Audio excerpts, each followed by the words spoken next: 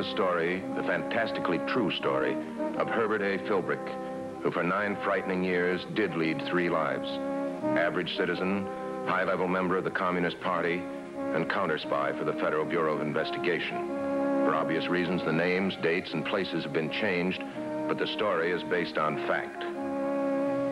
This week's story concerns a plot to slow down our defense effort by disrupting the transportation system.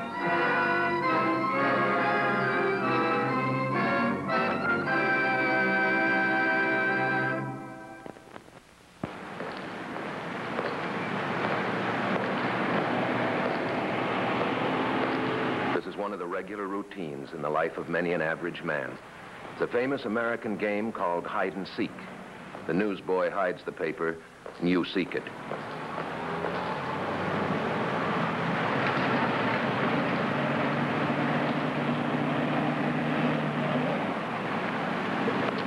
Hello, son. Hi, Dad. You're a little early. It's awfully early even for Dad. He must have something really important on his mind. What happened, Dad? They changed the bus schedule? They better not, or I'll start a bus line of my own. I've warned them. No, son, I thought I'd drop round early enough to steal some of that new tobacco you gave me the other night. Oh, sure, Dad, sure. Here you are. Help yourself.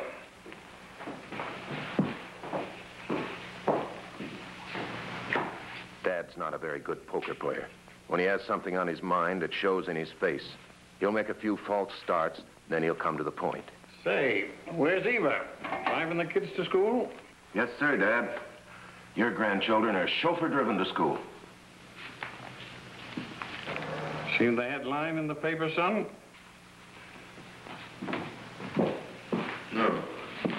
Railroad strike threatened.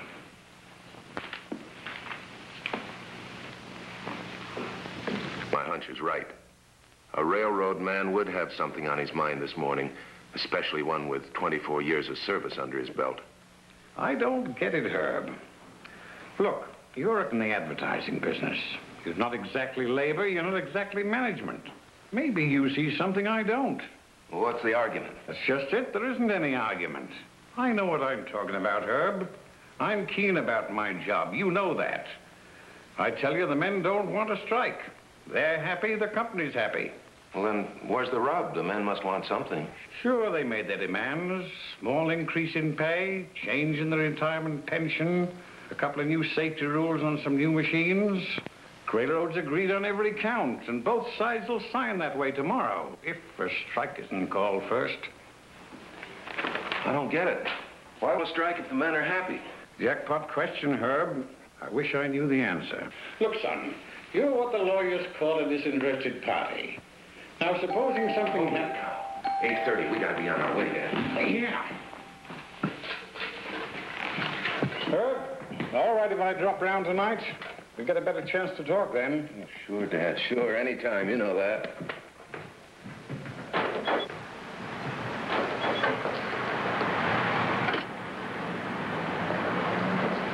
It's a good feeling to leave your house on a pleasant morning.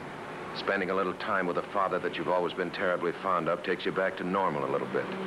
Chance to concentrate on being an average citizen going to work. You can forget for a few minutes that you're a member of the Communist Party. That you're faithfully reporting all communist activities directly to the Federal Bureau of Investigation. You can almost forget for a few minutes that there's even such a thing as a communist. Yeah, almost. Is this one of them? Are the comrades getting an early start today? Is he going to smoke his cigarette like a few million other people do? Or is he going to drop it from his left hand, squash it out with his left foot? Tag, Philbrick. You're it. Looks like it might be an average day after all. An average day of a fellow trying at the same time to be a working man and a counter-spy.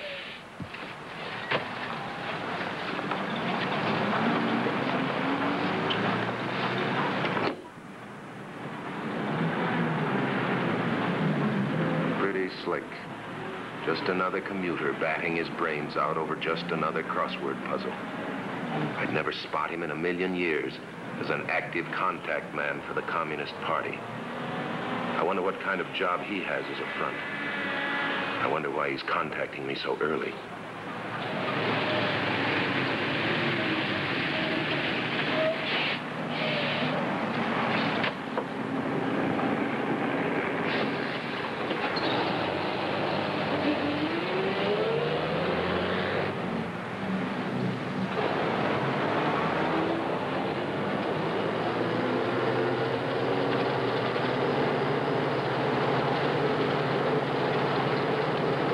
Waste no words.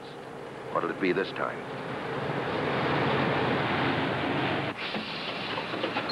It says urgent. Could there be any connection between this and Dad's problem? If there is, it's easy to understand why Dad's confused. No point in guessing or keeping this to yourself. Just get word to the Bureau and get yourself covered.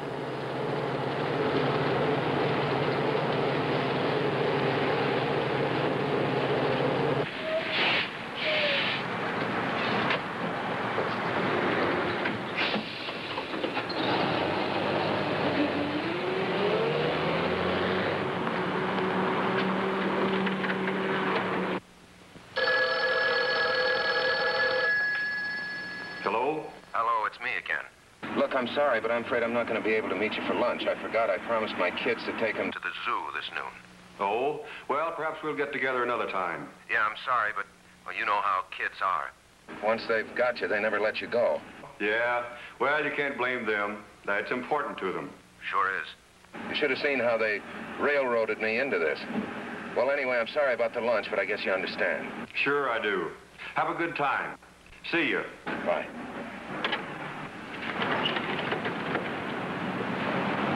So much for that. Nothing to do now except concentrate on your advertising business until 12 o'clock. The man said noon. The man said the zoo. But the man didn't say where.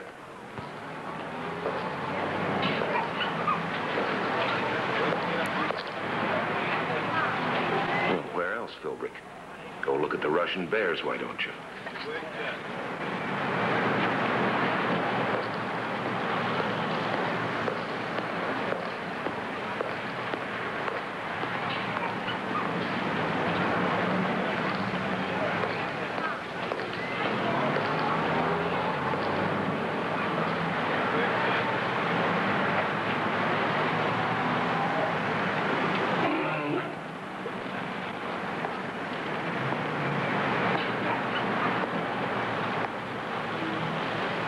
It's the railroad workers. We gotta hit them hard and fast, without them knowing who's doing the hitting, without anyone knowing who doesn't have to. Where do I come in? Leaflets. You write copy for a living, it's up your alley. You'll be checked by an expert. You just use the right 100% American words that'll convince them to strike. But the men don't want to strike. Who cares? We're not for the men. We're not for the company. We are for the strike. Hit that hard. Hammer it home. We've come a long way with this. We don't want to lose it now. We're for the strike, but we skip the issues, huh? On the nose, we... Make it hot. Remember, a railroad strike here can spread across the country in 24 hours. Mushroom into an industrial paralysis. Textiles, steel, auto manufacturing. Hit the railroad, hit them all. When do I start? Right now. Everything's set up and waiting for you. Sure. All details attended to. Standard operating procedure. And they'll stay up all night, any night, to do it. While the rest of us worry if we're getting enough sleep. Steady, Philbrick. Start thinking like a communist. You're going to have to write like one. You'll have help all along. Every inch of the way has been carefully planned. You start when we leave here. Can I finish? With the strike tomorrow morning. Tomorrow morning? I gotta go to my office. I've got work to do. I told my wife I'd meet her. Call your wife on the way out. Come on, this thing is big. Let's get to a phone. It's always the same. Brush off your work, tell your wife you'll be home when you get there. A sweet setup. Well, quit crying, Philbrick. The comrades play it that way. So do you if you want to play with them. Need some cigarettes. Maybe this is my last chance at a phone before morning when the damage will be done. Maybe, if I get the chance, I'll make it sound like a call to the office, but dial the FBI instead. Maybe. Miss Bedoni, Mr. Philbrick. Look, cancel all my appointments for the rest of the afternoon, will you? And then call my wife. Tell her I don't know when I'll be able to get home. Thank you.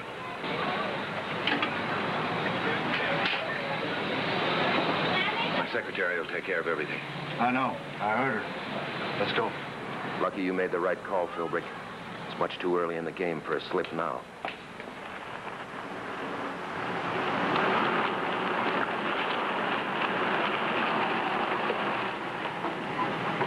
A house that looks like every other house on the block.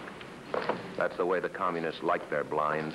Common, run-of-the-mill, above suspicion. And the same thing goes for party members. Run-of-the-mill types, run-of-the-mill names, average occupations and backgrounds. This one, profession, retired. Former occupation, printer.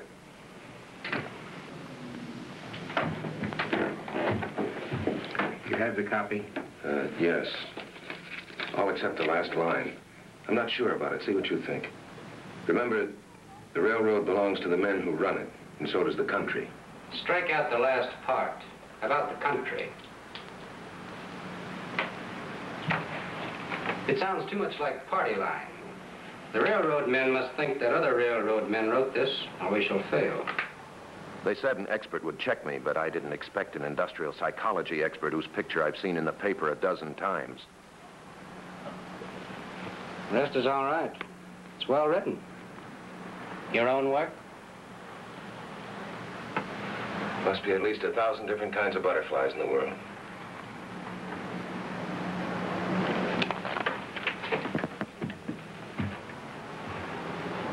At least. If I answered his question, I'd be on the red carpet before morning as a blabbermouth. The communists talk a lot, but only when there's a chance of it paying off. You like them? I can take them or leave them alone. Come with me.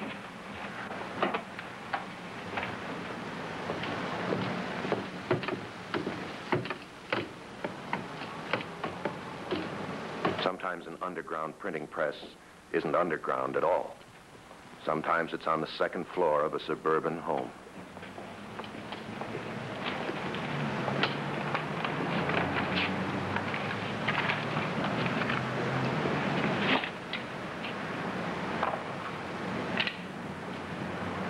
I can hear the neighbor's description now. Harmless old coot who saves butterflies. That's not all he saves. A man's skilled hands, a case of type, a man's party line mind. Put them all together and they can literally spell out vicious lies every time. Wonder why he isn't satisfied just collecting butterflies. I wonder who he thinks he's getting even with. In a few days, someone else is going to be setting type. Someone in the FBI. They'll be setting your name, your address, your former occupation, your present occupation. They'll have a lot to say about you.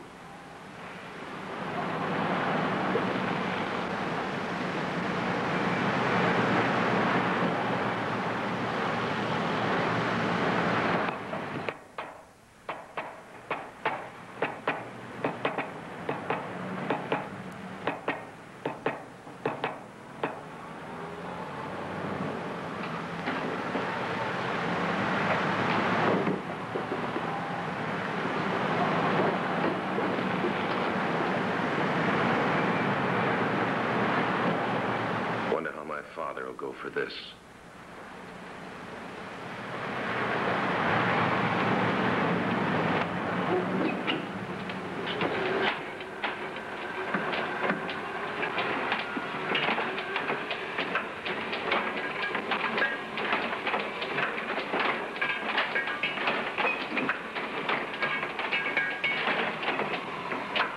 This press is older than the party. I'll have to fix it. Be quite a while? A couple hours, maybe. What do I do, stick around? No need to. Come back here at 3:30, but when you leave, use the back entrance. Okay. That leaflet you put in your pocket. Oh, yeah. about it? Oh. And another thing, when Comrade Nichols picks you up at 3:30, be sure you stay with him every minute. Secrecy is imperative today. He is not to be left alone. Those are party orders. Which can be interpreted another way. Philbrick isn't to be left alone. If I stick with him, he's sticking with me. What a spot to find the buddy system.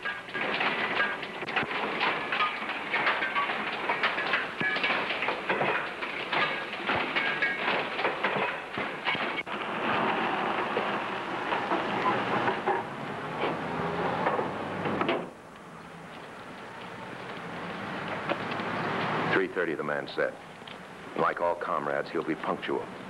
The leaflets will be ready for all the damage that a scheme like this can cause.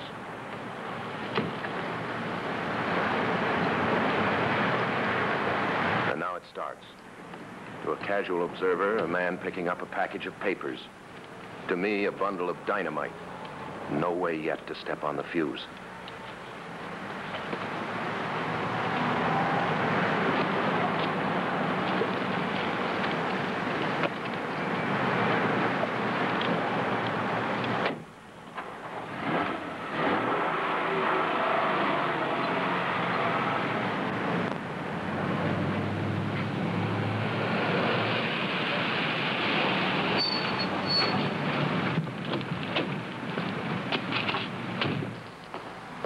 Will pick up. Now the comrades will hit hard and fast. They'll be well organized to get these leaflets out in the shortest possible time.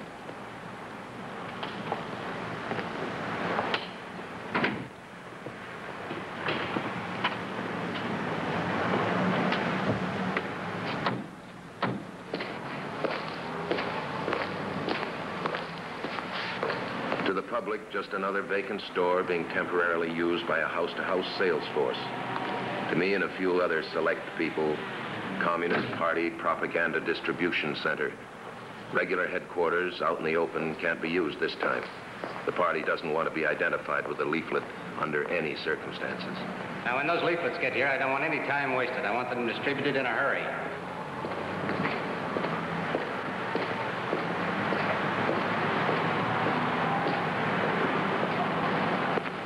You got them? He's bringing them in the bag.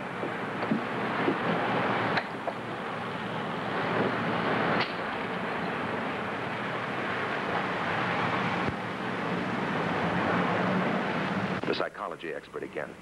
He'll think of every angle. Mary, on your way. Go to the railroad station with these. Leaflets for the men in the yards, for the men on the trains, for the workers in the roundhouses, the freight depots, the time clocks, the bulletin boards. He knows them all, and he misses none of them. Target number one, a hard worker, a good union man, a good company man, a natural enemy to the communists. The new shift coming on. They're important. Get these men to stop working before they ever start, and the battle's half won.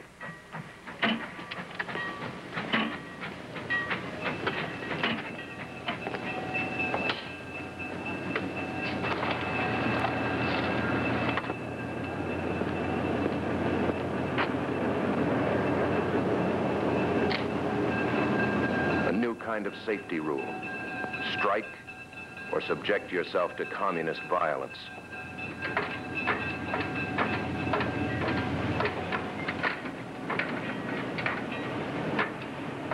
You're taking good care of that locomotive, mister. Be sure to take good care of yourself. Quit working before you're forced to quit. Talk it over, fellas. You know what's best for you. Don't risk your necks. Don't risk anybody's neck. See to it that these trains don't run. They overlook no one. Each and every worker is important in this effort. It's a nice choice. Leave your job or take a chance on having your head in bandages. And so it goes, hour after hour. There's no such thing as an expense account, and overtime is a capitalistic dirty word. Not much time left. Just a few more stops, and still no way to contact the FBI. Maybe they've been following me. Maybe they've picked up a clue. Yeah, maybe. Wish I could stop thinking about tonight. I'm thinking about a lot of railroad men who are going to be duped into starting a strike because of a lot of double talk. Or worse, who are going to be scared into a strike by the words I wrote about scabbing.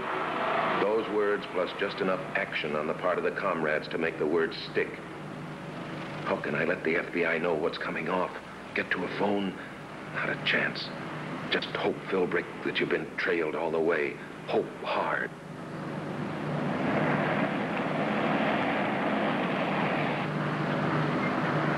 Happy days. Now make contact, Philbrick. Some way.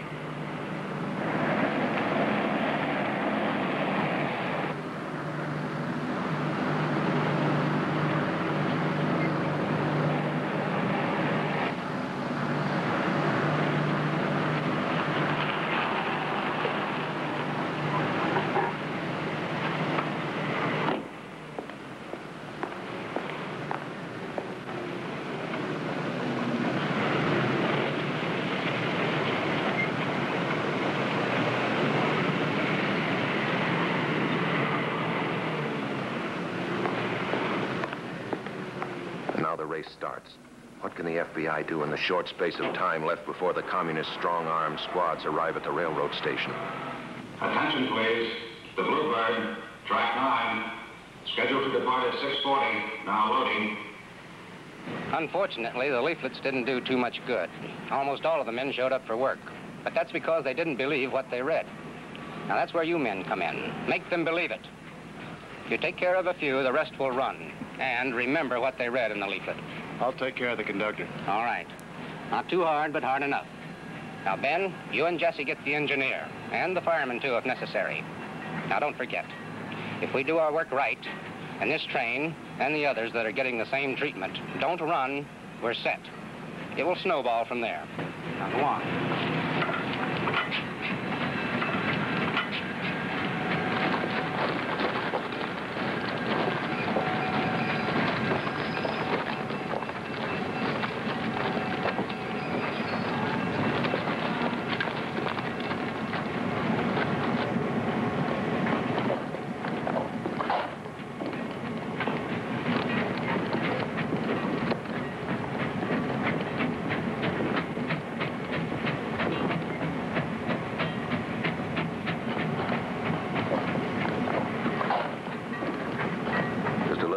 Than you bargained for, isn't it, comrades? You wanted to play rough, but not that rough. When a company wants men to work and the union wants them to work, you'd better face the fact. This just isn't your day, comrades. Attention, please. The Bluebird, track 9, departing on schedule. Attention, please. The Bluebird, track 9, departing on schedule. Departing on schedule. Departing on schedule. Departing on schedule.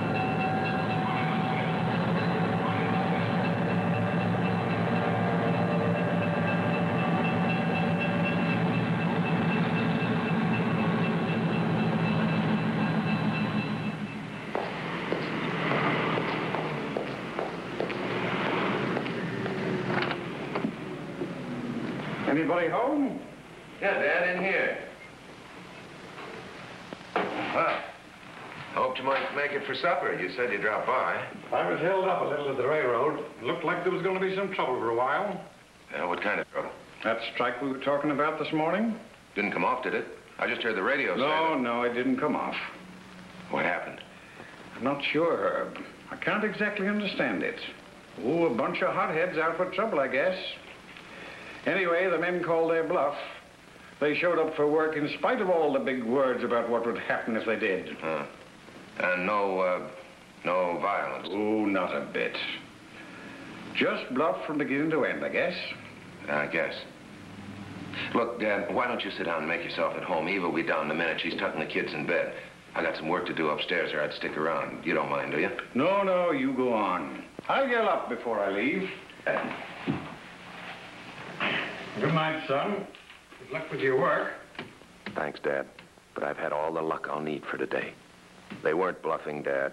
They don't know the meaning of the word. They meant business, dirty business. No, I don't need any more luck today. Now I've got facts and figures. I've got something concrete. I've got evidence, and I know exactly what to do with it. This attempted to coerce a union through force and violence. The government stepped in.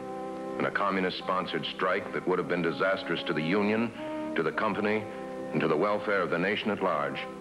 was completely averted. Next week, another story of communist activities from the files of Herbert A. Philbrick, counter-spy, a man who for 9 years posed as a member of the Communist Party.